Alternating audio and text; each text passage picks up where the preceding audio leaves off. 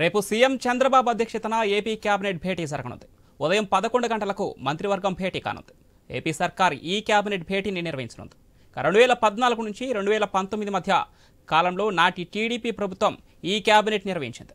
తిరిగి మళ్లీ రేపటి నుంచి ఈ కేబినెట్ నిర్వహణకు నిర్ణయం తీసుకున్నారు. అజెండా మొదలుకొని కేబినెట్ నోట్స్ వరకు ఆన్లైన్ ద్వారానే మంత్రులకు ప్రభుత్వం అందజేయనుంది.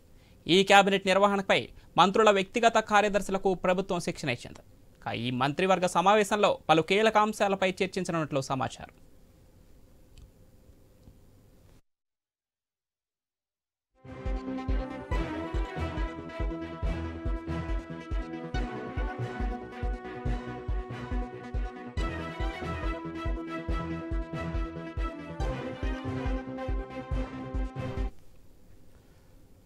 రేపు సీఎం చంద్రబాబు అధ్యక్షతన ఏపీ కేబినెట్ భేటీ జరగనుంది. ఉదయం 11 గంటలకు మంత్రివర్గం భేటీ కానుంది.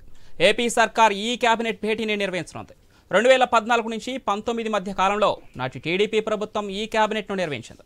తిరిగి మళ్లీ రేపటి నుంచి ఈ కేబినెట్ నిర్వహణకు నిర్ణయం తీసుకున్నారు. అజెండా మొదలుకొని కేబినెట్ నోట్స్ వరకు ఆన్లైన్ ద్వారానే మంత్రులకు ప్రభుత్వం అందజేయనుంది. ఈ కేబినెట్ నిర్వహణపై మంత్రుల వ్యక్తిగత కార్యదర్శులకు ఇప్పటికే ప్రభుత్వం శిక్షణ ఇచ్చింది.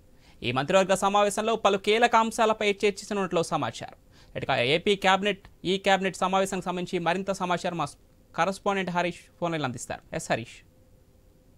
రేపు ఉదయం 11 గంటలకి ఏపీ సచివాలయంలో ఈ కేబినెట్ సమావేశం జరగబోతుంది. గతంలో విభజన తర్వాత టీడీపీ అప్పుడు అధికారంలోకి వచ్చిన సమయంలో ఈ కేబినెట్ నిర్వహించారు. ఆ తర్వాత మళ్ళీ అది కనుమరుగు అయింది. ఇప్పుడు మళ్ళీ కూటమి ప్రభుత్వం అధికారంలోకి వచ్చిన తర్వాత ఈ కేబినెట్ కి సంబంధించినటువంటి సమావేశం నిర్వహించబోతున్నారు. ఇందుకు సంబంధించి మంత్రులు వారి యొక్క పిఏలు, వ్యక్తిగత కార్యదర్శులకి, ఓఎస్డీలకి కూడా దీనిపైన ప్రత్యేకమైనటువంటి అవగాహన కల్పించారు. ఎందుకంటే పేపర్ ఉండదు, పేపర్లెస్ గా ఉంటుంది.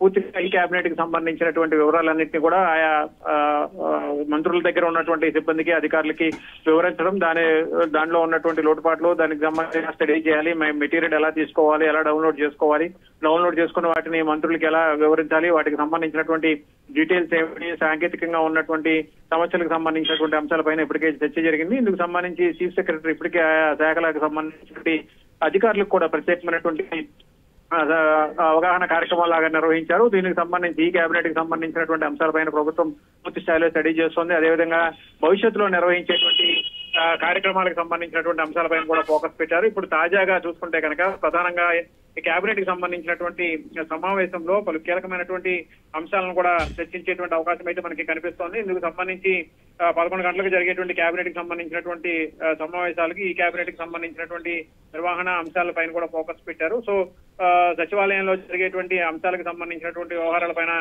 చర్చ జరిగేటువంటి అవకాశం అయితే మనకి స్పష్టంగా కనిపిస్తుంది. అందులో భాగంగానే ఈ రోజు ప్రత్యేకమైనటువంటి శిక్షణ కార్యక్రమాలను నిర్వహించారు. వచ్చే నెల 1 నుంచి నిర్వహించేటువంటి రెవెన్యూ సదస్సులు, అదేవిధంగా ఆన్లైన్ ఇసుక విధానం, కూటమి ప్రభుత్వం వచ్చే నెల 100 రోజులు పూర్తవుతుంది కాబట్టి దానికి సంబంధించినటువంటి చర్చ, అదేవిధంగా ప్రభుత్వం నిర్వహించేటువంటి కార్యక్రమాలకు సంబంధించినటువంటి అంశాలపైన కూడా చర్చించబోతున్నారు. వచ్చే నెల 26, 2025, 2026 సంబంధించినటువంటి బడ్జెట్ కి సంబంధించినటువంటి అంశాలపైన కూడా చర్చించేటువంటి అవకాశం అయితే మనకు స్పష్టంగా కనిపిస్తోంది. Right, thanks for the updates Harish.